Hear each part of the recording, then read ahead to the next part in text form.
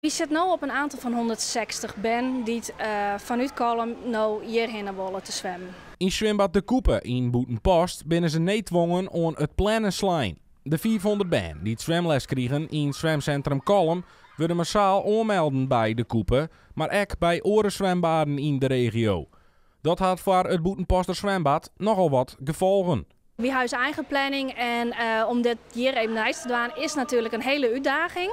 Maar we doen enorm ons best en zat het nou lieket met het slagje om ze er al in te krijgen. We hebben even de tijd nodig.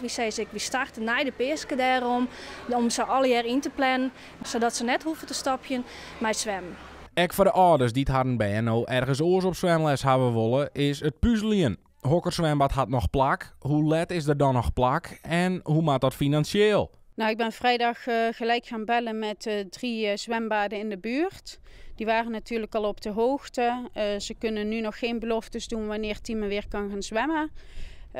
Nou ja, dat geeft onzekerheid bij ons, maar zeker ook voor Timen. Nou, we zitten nu heel wat in de maag van ja, wat eerst bij oren zwembaden zijn, hoe vier dat die fine dat is bij hem binnen. Dus net elk zwembad heeft hetzelfde lesstructuur.